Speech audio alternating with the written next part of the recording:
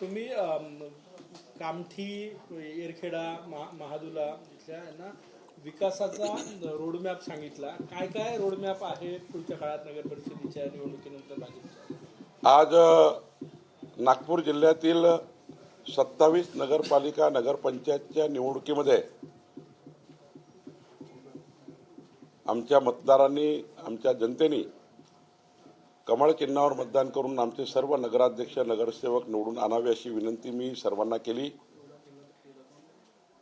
माननीय पंतप्रधान नरेंद्र मोदींचं सरकार आणि माननीय मुख्यमंत्री देवेंद्र फडणवीसजींचं सरकार डबल इंजिन सरकारच्या माध्यमातून विकसित नगरपालिकेचा जो आराखडा आपण तयार करणार आहोत, त्या नगरपालिकेला आपण ठरवलं आहे की 2029 मध्ये नगरपालिकेचा विकास आराखडा मंजूर करण्याकरता 2035च्या नगरपालिका कशा असतील आणि 2047ला नगरपालिका कशा असतील याचा विकास आराखडा कसा तयार करायचा आणि सरकारकडनं कसा निधी मिळवायचा याची आम्ही चर्चा केली. शिंदे गटाचा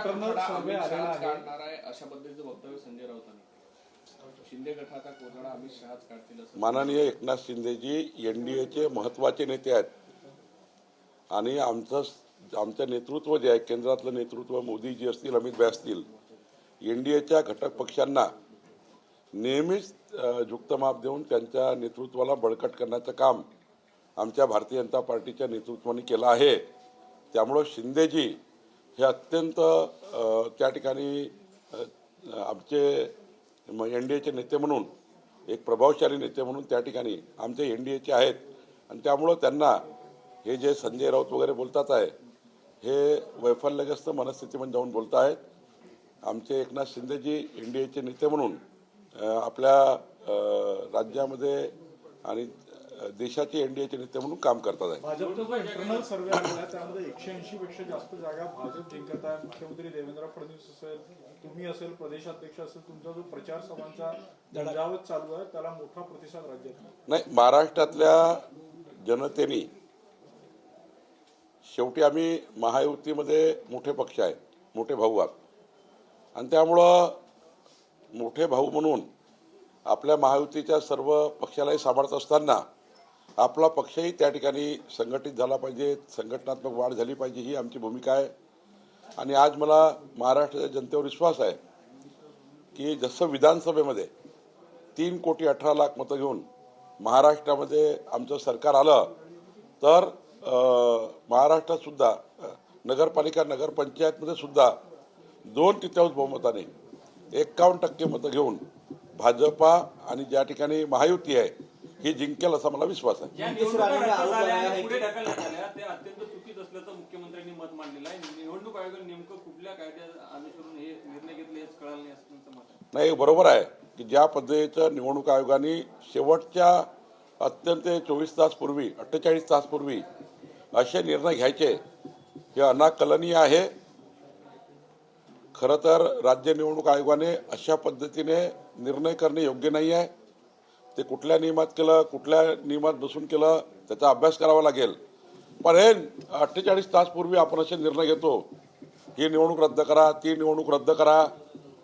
मला वाटतं की थोडा निवडणूक आयोगाने ज्या दिवशी 23 तारखेलाच हा जर विचार केला असता, तिथले आरओ असतील, तिथले प्रभारी निवडणूक अधिकारी असतील, यांनी जर 23 तारखेलाच जर हा त्या ठिकाणी त्यांचा निर्णय केला असता तर एवढी तारांबळ, म्हणजे मतदानाच्या दिवशी सर्व नागरिक, जनता, मतदार हे निवडणुकीला तयार असताना मतदार आता उद्या मतदान करायला जाणार आहे, अशावेळी असे धक्के देणं काही योग्य नाही.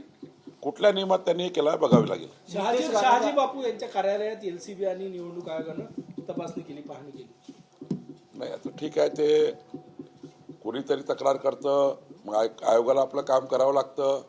हे काही जाणीवपूर्वक होत नाही, तक्रारी होत राहतात, त्यानंतर त्याच्यात काही निष्पन्न होतं नाही होत. त्यामुळं हे कुणी व्यक्तीने केलं असं नाही आहे.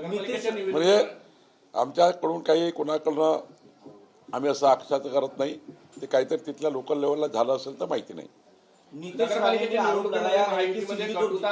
जिल्ह्यातही सर्वे जे झाले, सर्वेचे रिपोर्ट्स आले त्यामध्ये बहुतांश नगर परिषद नगरपालिकांमध्ये भाजपचा नगराध्यक्ष निवडून येताना दिसतो. नाही, नागपूरच्या जनतेला माननीय मुख्यमंत्री देवेंद्र फडणवीसजी, माननीय नितीन गडकरीजी आणि आम्ही सुरू केलेल्या विकास योजनेवर विश्वास आहे. मी पालकमंत्री म्हणून जे अधिकार मला प्राप्त आहे त्या अधिकाराचा उपयोग नगरपालिकेला करण्याचा मी प्रयत्न करतो आहे. आता मोठ्या प्रमाणावर जनतेची मागणी आहे, पट्टे वाटप करा, सिटी सर्वे करून द्या, राजस्व विभाग म्हणून, महसूल विभाग म्हणून तेही काम मी करतो आहे. त्यामुळं जनतेला विश्वास आहे. नागपूरची जनता नेहमीच वर्षानुवर्षे भाजपाच्या मागे उभी राहिली आहे आणि त्यामुळं नागपूरमध्ये सुद्धा आम्हीच मोठ्या संख्येने नगरपालिकेत निवडून येऊ आणि 51% मतं घेऊन नागपूरमध्ये भारतीय जनता पार्टी जिंकेल. नगरपालिका निवडणुकीमध्ये कुठेतरी कटुता आली आहे महायुतीमध्ये. ते महानगरपालिकेच्या निवडणुकीत राहू नये यासाठी दिल्लीमध्ये वरिष्ठ नेत्यांची बैठक होणार आहे. 3 तारखेला निकालाच्या दिवशी कळेल की संध्याकाळी पुन्हा एकदा आम्ही बसू, 4 तारखेला बसू. पण महायुतीमध्ये ठरलं होतं की ज्या ज्या ठिकाणी मित्रपक्ष लढतील त्यावर टीका टिप्पणी न करता मंत्रित्वाच्या भूमिकेतनं निवडणूक लढा. राज्याच्या महायुतीला नगरपालिकेच्या निवडणुकीच्या जे काही मतांतर झाले, मतभेद झाले असतील याचा काही फरक पडणार नाही. महायुती ही आमची जो समन्वय आहे तो आम्ही पुन्हा करू आणि समन्वयातनं पुन्हा या राज्यातली महायुती टिकवू. नाना पटोले असं म्हणाले की भाजप ऑपरेशन लोटस केल्याशिवाय शांत बसणार नाही. रवींद्र चव्हाण यांचं जे वक्तव्य होतं त्यातनंच होतं आणि येत्या हिवाळी अधिवेशनात ते होण्याची शक्यता आहे. तर नाना पटोले हे जे बोलतात हे खरं तर 200 मतं घेऊन नाना पटोले निवडून आले. त्यांना हे माहिती आहे की आता पुढचा पराभव माझा नक्की आहे आणि वैफल्यग्रस्त परिस्थितीमध्ये नाना पटोले बोलतात आहे. आणि आम्ही काही ऑपरेशन लोटस वगैरेच्या भानगडीत पडत नाही, कधी पडलो नाही. काँग्रेसला लोक सोडतायत. नाना पटोलेच्या साकोलीतल्या लोकांनी काँग्रेस सोडली. काँग्रेस पार्टी किंचित होत चालली आहे आणि त्यामुळं नाना पटोले हे ऑपरेशन लोटस काही गरज नाही पडत ऑपरेशन लोटस करायची. माननीय मोदीजीवर, देवेंद्रजीवर लोकांचा विश्वास आहे आणि त्यामुळं काँग्रेसचे अनेक नेते हे भारतीय जनता पार्टीमध्ये येण्याची रांग लागली आहे. 2 तारखेच्या निवडणुकीनंतर आपल्याला दिसेल की भारतीय जनता पार्टीमध्ये अनेक काँग्रेसचे पदाधिकारी, काँग्रेसचे नगरसेवक हे त्यांचे नेते त्यांना सांभाळत नाही. त्यांचा विसंवाद आहे काँग्रेसमध्ये. कोण सांभाळणार कार्यकर्त्यांना, कोण सांभाळणार त्या नगरसेवकांना, आणि त्यामुळं त्यांचा विश्वासच नेत्यावर आला नाही काँग्रेस पार्टीच्या नगरसेवकाचा आणि लोकांचा. त्यामुळं नाना पटोलेला भीती वाटतं की निवडणुका झाल्यावर जे काही किंचित काँग्रेस पक्ष राहिला आहे तो सुद्धा येणाऱ्या निवडणुकीमध्ये जो पराभव होणार आहे त्या पराभवानंतर काँग्रेस पार्टीमध्ये मोठा खिंडार पडेल अशी भीती नाना पटोलेला वाटतं. म्हणून नाना पटोले असे म्हणतात की ऑपरेशन लोटस होणार आहे. त्यांना त्यांचे कार्यकर्ते सांभाळता येत नाही, त्यांना त्यांचे लोक सांभाळता येत नाही. हा त्यांच्यासाठी दुर्भाग्यपूर्ण आहे. काँग्रेसचे काही मोठे नेते ही मागणी करतात, इच्छा आहे त्यांची भाजपमध्ये येण्याचं असं कळतं. 100% यांचा विसंवादच काँग्रेस पार्टी मध्ये लोक सोडतात आहे. नेत्यांचा विसंवाद आहे. कुणाकडे जायचं काँग्रेस पार्टीच्या लोकांनी कळत नाहीये आणि म्हणून पुढच्या काळामध्ये काँग्रेस पार्टीचे अनेक लोकप्रतिनिधी हे भारतीय जनता पार्टीमध्ये येतील. देवेंद्रजीच्या नेतृत्वावर विश्वास ठेवून विकसित महाराष्ट्राला साथ देतील आणि मोठ्या प्रमाणावर अशी मोठी यादी भाजपाकडे या ठिकाणी लोकांनी दिलेली आहे. निवडणुकीतील आम्हाला खूप लोक भेटले, आम्हाला भाजपमध्ये यायचं आहे.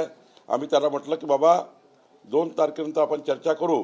निश्चितपणे काँग्रेसचे अनेक लोक भाजपमध्ये येणार आहेत. भाऊ, नाना पटोले जे ऑपरेशन लोटसची जे चर्चा केली किंवा दावा केला ते शिंदे आणि अजित पवार यांच्या संदर्भात बोलले. मी तुम्हाला सांगतो ते शिंदे आणि अजितदादाबद्दल नाही बोलले आहे.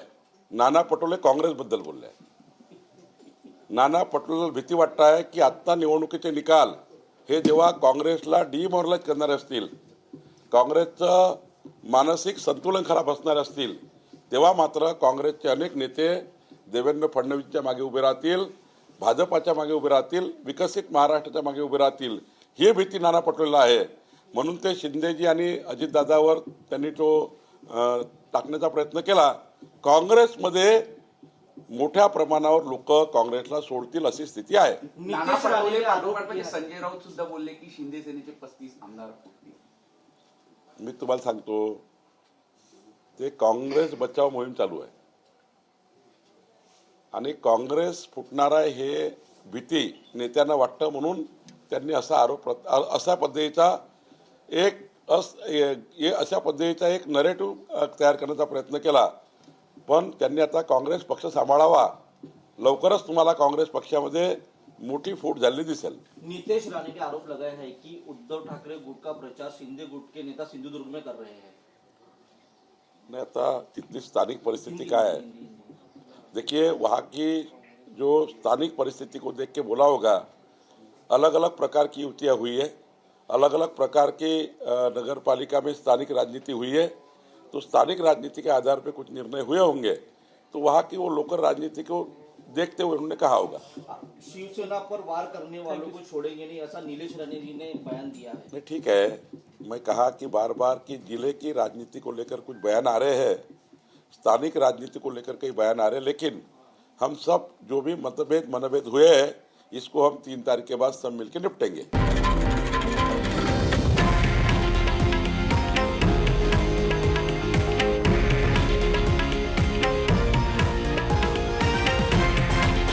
हे आहे देशातील नंबर 1 न्यूज नेटवर्क आणि आपण पाहत आहात TV9 मराठी, एकमेव.